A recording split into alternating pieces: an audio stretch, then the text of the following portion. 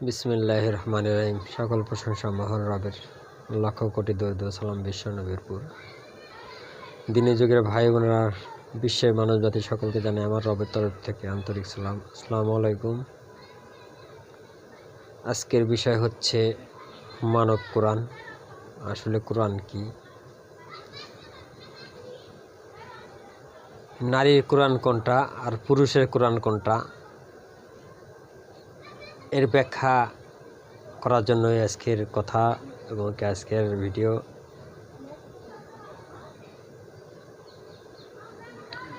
কোরআনকে বলা হয় আশরাফুল মাখলুকাত, অর্থাৎ এই পৃথিবীতে আসমানি কিতাব 104খানা আসছে, তার ভিতরে সবচেয়ে বড় হচ্ছে আল কোরআন। এর ভিতরেও আপনার 103টা কিতাব আসছে, তার ভিতরে আরও 3টাও বড়, বাকিগুলো ছোট ছোট কিতাব। সবাইকে বলা হয়েছে কিতাব, তা সবাইকে বলা হয়েছে কোরআন। অর্থাৎ সরজমিনে যদি দেখতে যাই, সেটা কিভাবে এত কিতাব কিভাবে হয়, তার ব্যাখ্যা কিভাবে আসে। অর্থাৎ প্রত্যেক জাতের নারী আছে, প্রত্যেক জাতের নারী এক একটা কোরআন, এক একটা জাতের কোরআন।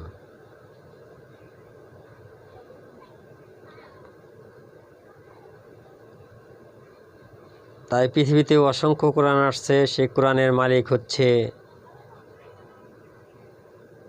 প্রত্যেকটা জাতের পুরুষ, সে হচ্ছে জাতের কোরআনের মালিক।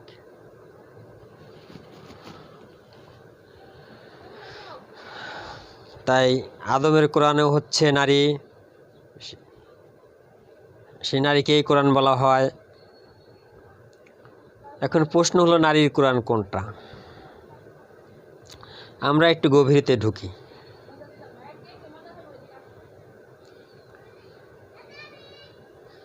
যেমন মুর্শিদ আদম নূর যখন হেদায়েতের মাধ্যমে সবাইকে মুত্তাকিন অথবা মুমিন স্বীকৃতি দেয়, তার সঙ্গে আর একটা স্বীকৃতি দিয়ে দেয়, সে হচ্ছে আজ থেকে তোমাকে কোরআনের গুন্ডিতে লিপিবদ্ধ করলাম, তুমি গর্ভ ছিদ্র করো না, কোরআনের গর্ভ ছিদ্র করো না।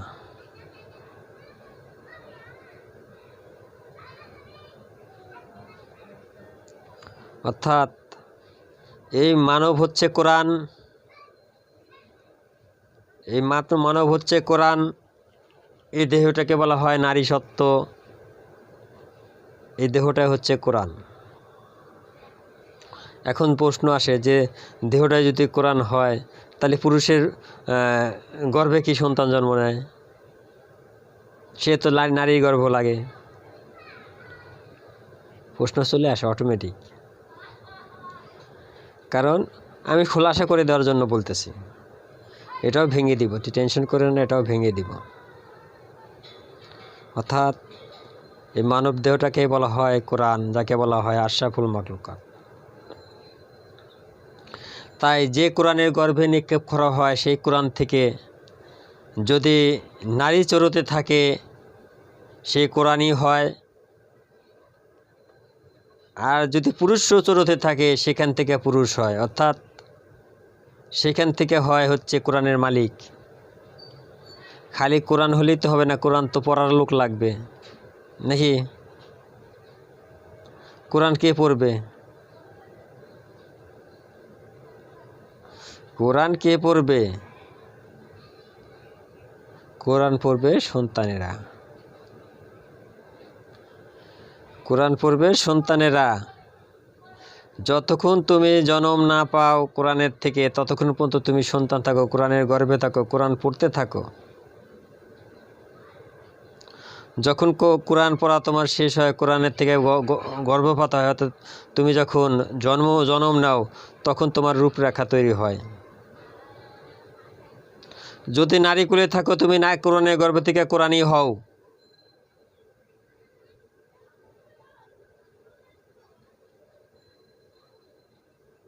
যে কারণে কোরআনকে মা বলা হয়। যদি কোরআনের ব্যাখ্যা দিতে হয় তাহলে অনেক দিতে হবে।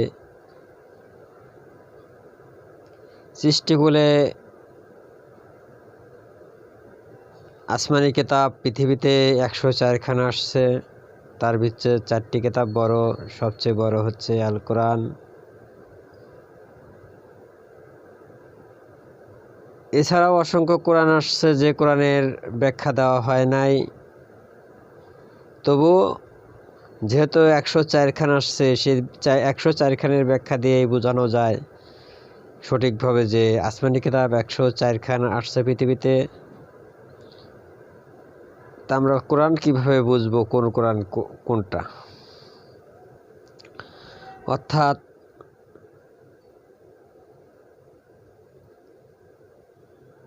এই পৃথিবীতে আমরা কোরআন হিসাবে চিনি হচ্ছে কাগজের যে লিপিবদ্ধ করা কোরআন, ওটাই কোরআন।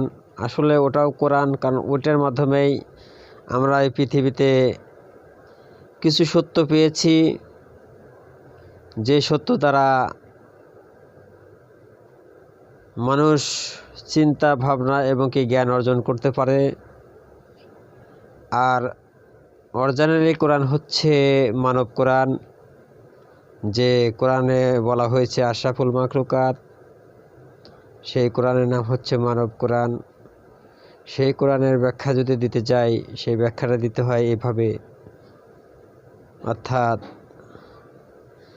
নারী হচ্ছে পুরুষের কোরআন, এই কোরআনকে পুরুষ পড়ে। তেমন অসংখ্য কোরআন আসছে, প্রত্যেকটা জাতের আলাদা আলাদা কোরআন আছে, অর্থাৎ প্রত্যেকটা জাতের কোরআনের মালিক হচ্ছে প্রত্যেকটা পুরুষ, আর নারী হচ্ছে তার কোরআন। কারণ কোরআনকে পড়তে পারে না, পড়তে পারে কে? তা কোরআনের মালিক পড়ে। কারণ কোরআনের মালিক কোরআনে কোথায় কি আছে জানে বিধায় তা পড়ে, আর সেই পড়েই তার সন্তানকে শিক্ষা দেয় কোরআনে এইখানে এইটা আছে, এখানে এইটা আছে, এখানে এইটা আছে, এইটা শিখো। এইটা পড়ে তুমি পূর্ণতায় আসতে পারলে তুমি নিজে হবে কোরআন অথবা কোরআনের মালিক। যেমন বাবা মা যখন বিবাহ বন্ধনে বন্ধন হয়, তখন যে পিতার মাধ্যমে যে সন্তান পৃথিবীতে আসে সে হয় সন্তান।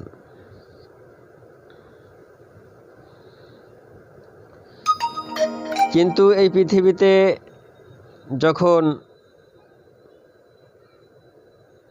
হেদায়েতের মাধ্যমে সন্তান জন্ম নেয়, সে কিভাবে জন্ম নেবে?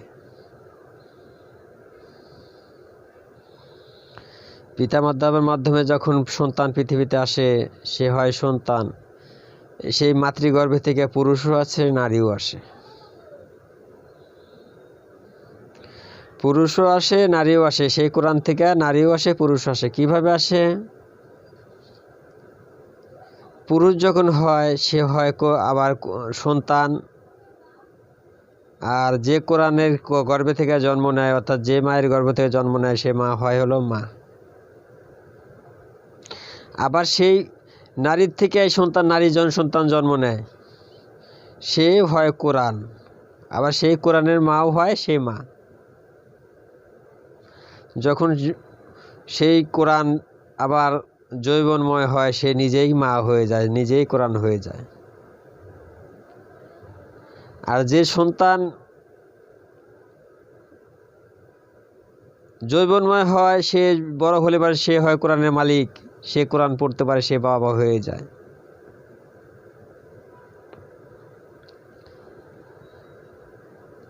তে কোরআন হচ্ছে নারী আর পুরুষ হচ্ছে কোরআনের মালিক। তাই কোরআনের যেমন গুরুত্ব, কোরআনের মালিকেরও তেমন গুরুত্ব, কারোর গুরুত্ব কম নয়। দুজনের গুরুত্বই তুলনাবিহীন, এত তুলনা যার বলা যায় না। কারণ যদি কোরআনের মালিক না থাকে কোরআনের কোনো মূল্য নাই, আবার কোরআনও যদি না থাকে তাহলে মালিকেরও কোনো মূল্য নাই। তাই উভয়েরই গুরুত্ব আছে, উভয়েরই অনেক মূল্যবান। আর এই পৃথিবীতে দেখেন, যদি একজন রাজা হয় অথবা একজন বাদশাহ হয়, তার সঙ্গিনী হয় হচ্ছে রানী। তার সঙ্গিনী হয় রানী। এখন যদি বলে যে তুমি রাজা না, আমি হচ্ছে রানী, আচ্ছা যে দেশের রাজা নয় সে কি রানী হতে পারে? হতে পারে না। যখন রাজা আসবে তখনই সে রানী হয়। রাজা যদি তার যদি সঙ্গী না থাকে, অর্থাৎ তখন সে অবিবাহিত থাকে, তখন রানী হতে পারে না। তখন কি হতে পারে? তার রাজা সে আসবে, অবশ্যই সে রানীই হবে। রাজা আছে, সঙ্গিনী জয়েন করেই আছে, সঙ্গিনী ছাড়া কখনোই রাজা হয় না। তাই রাজারও যেমন গুরুত্ব আছে, রানীরও তেমন গুরুত্ব আছে, কোরআনেরও যেমন গুরুত্ব আছে, কোরআনের মালিকেরও তেমনই গুরুত্ব আছে। আমি মূল কথা বুঝাতে চাচ্ছি এটাই যে আসলে কোরআন কি। আমরা এই পৃথিবীর মানুষ কোরআন হিসেবে রচনা করি যে কাগজের কোরআন, কোরআন, আবার কেউ বলি মানব কোরআন, কোরআন। আসলে এখানে কেউ ভুল বোঝার মতো না, কারণ কাগজের কোরআনও কোরআন, মানব কোরআনও কোরআন। আসলে এই মানব কোরআন থেকে সকল কিছু সত্যতা না নিলে, কাগজের কোরআন থেকে সত্যতা না বুঝলে কখনোই কোরআনকে হাসিল করা যায় না। যখন দুইটা মিলিত করতে পারবেন, তা মানব দেহ দ্বারাও তা অর্জন করতে পারবেন, তখনই কোরআনওয়ালা হতে পারবেন। এছাড়া কোরআনওয়ালা হতে পারবেন না। কেউ কোরআন পড়ে জ্ঞানী হয়, কেউ কোরআন বিক্রি করে ভিক্ষুক হয়। এটাই নিয়তির খেলা, এটাই নিয়তির খেলা। আর যদি কেউ বলে থাকে যে পুরুষের কোরআন পুরুষের, নারীর কোরআন নারীর, তাহলে কারোর সন্তান হতে পারে না, কখনোই সন্তান হতে পারে না। যখন আধ্যাত্মিক ভাষায় কিছু একটা কথা আছে, একে একে মিল হলে তখন হয় কি? প্রেম অথবা শূন্য। একে একে যোগ করলে হয় মানুষ হিসেবে দুই, একে একে যোগ করলে হয় হচ্ছে আধ্যাত্মিক ভাষায় বলে প্রেম। একাধিক যোগ করে যখন এক হয় তখনও সেই প্রেমই হয়। তাই রবের প্রেমে সবাই আসক্ত হই, যে প্রেমে ধোঁকা ফাঁকি নাই, যে প্রেমের ধ্বংস নাই, যে প্রেমের পূর্ণতা পেলে জীবন ধ্বংস হওয়ার হাত থেকে বাঁচানো যায়, পূর্ণতা পাওয়া যায়। তাই আমি মনে করব যে আমরা ভুল বুঝাবুঝিতে না থাকি, সত্যর সন্ধানে সবাই আসি, কোরআনের ছায়াতলে আসি। সেই কোরআন থেকে আমরা সত্য বুঝতে পারবো, সত্য জানতে পারবো, সত্য জ্ঞানে ধারণ করতে পারবো।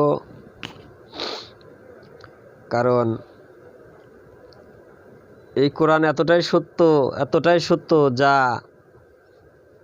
যতক্ষণ চিন্তা করবেন ততক্ষণই জ্ঞান আসবে,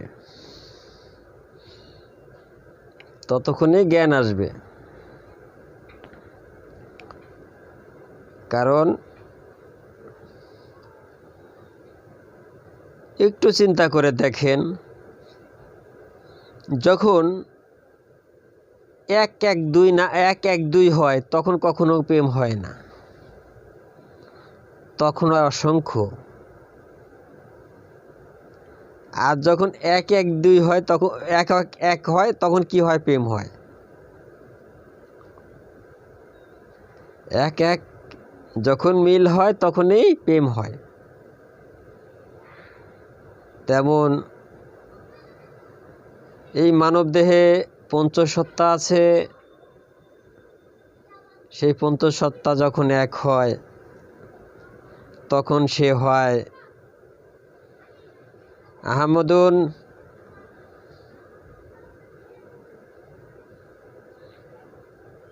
সেই আহমদুন যখন আদমের সঙ্গে মিলিত হয়, আদমের সঙ্গী হয়, আদমের সাথে যুক্ত হয়,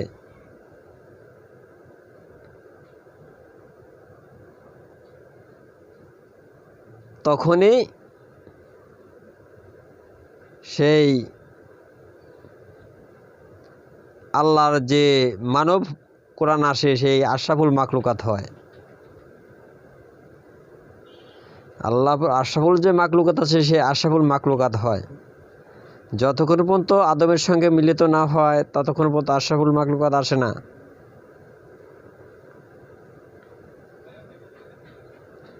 আশরাফুল মাখলুকাত কখনোই আসে না।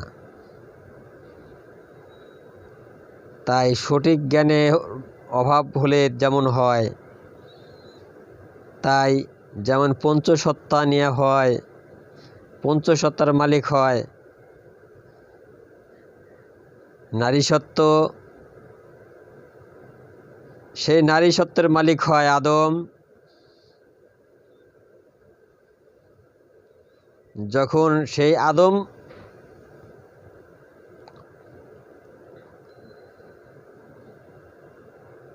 সঙ্গে একে একে এক হয় তখন হয় প্রেম, তখন হচ্ছে এই সৃষ্টি জগৎ।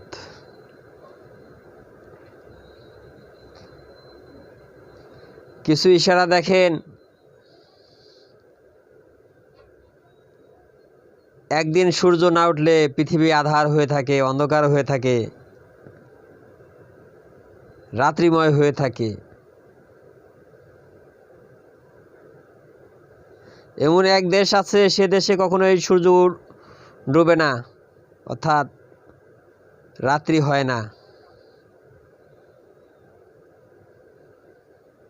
যদি এমন হতো যে কোনোদিনই সূর্য ওঠে না, ওই দেশটা কি থাকতো? থাকতো না।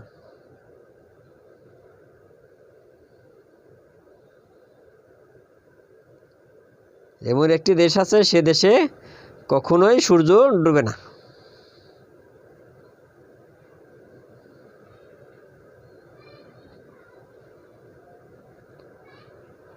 অথচ যদি কোনো দেশে হয়তো যে কোনোদিন সূর্যই ওঠে না, সে দেশ কি থাকতো? থাকতো না। যেমন সূর্য যখন আকাশে ওঠে, তার থেকে আলো নিয়ে, সূর্য কাছ থেকে আলো নিয়ে চন্দ্র রাত্রে আলো ছড়ায়, অর্থাৎ পিতার কাছ থেকে সকল সঞ্চয় নিয়ে, সকল কিছু নিয়ে মাতা সন্তানদের কাছে সবচেয়ে বড় হয়, মা হয়। অথচ পিতা হয় হচ্ছে গোলাম, পিতার গুরুত্ব কেউ বুঝেই না।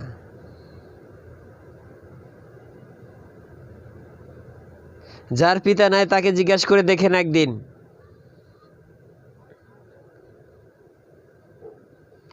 যার পিতা নাই তাকে জিজ্ঞাসা করে দেখেন একদিন পিতার গুরুত্ব কতটুক, আসলে পিতা কতটুক সন্তানের জন্য করে। অথবা একটু চিন্তা করে দেখেন, তাইলে বুঝতে পারবেন আসলে পিতার ভূমিকা কোথায়।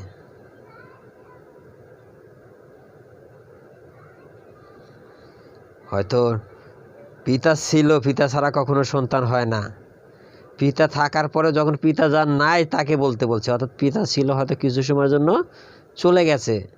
এই জন্য পৃথিবীতে কিয়ামত পর্যন্ত সূর্য আছে।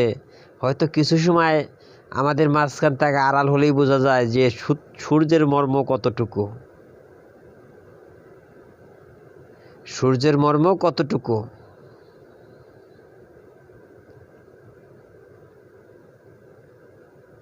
তে আমরা যাই বলি যাই করি, আমরা যেন কোরআনের গর্ভে থাকি। কোরআনের গর্ভে থেকে যেহেতু মানব জন্ম যদি যে পাবে সে তো প্রকাশ করার চেষ্টাই করবে, আর যে পারবে না সে যেন কোরআনের গর্ভছিদ্র না করি, তাহলে এ জন্মও হারাবেন ও জন্মও হারাবেন। অর্থাৎ এই পৃথিবীতেও ধ্বংস হবেন, মরার পরেও ধ্বংস হবেন। এটাই চিরঞ্জীবী সত্য। পৃথিবীতে যে ধ্বংস হবেন মানে এই সৃষ্টির মানবের কাছের থেকে আপনি আলাদা হয়ে থাকবেন, এবং কি ভাই বেরাদের কাছ থেকে আলাদা হয়ে থাকবেন, এবং কি পরের জন্ম থেকেও আলাদা হয়ে থাকবেন। আর যদি অন্তত কোরআনের গর্ভেও থাকতে পারেন, সৃষ্টির মানুষের সাথে এক না থাকতে পারলেও ভাই বেরাদের সঙ্গে একসাথে থাকতে পারবেন, আবার পরের জন্মেও মানব হতে পারবেন। তাই সত্য পথে সবাই থাকি, মিথ্যাকে কখনোই আঁকড়ে না ধরি। আমরা যে সত্য পিতা এনে দিয়ে গেছে, সত্য আগত মিথ্যা দূর হতো, সে সত্য আমরা যেহেতু আঁকড়ে ধরি, মিথ্যাকে দূর হতো করে দেই। মিথ্যা ধ্বংস হবে না, মিথ্যাও অনেক শক্তিশালী একটি সত্য। তাই আমরা মিথ্যে দিয়ে জগৎ না সাজিয়ে সত্য দিয়ে জগৎ সাজাই। তে আমাদের কাছে সত্যই চিরঞ্জীবী হবে, মিথ্যা কখনোই চিরঞ্জীবী হতে পারবে না। তাই আমার ভিডিও এখানে শেষ করতে চাচ্ছি। আসসালামু আলাইকুম।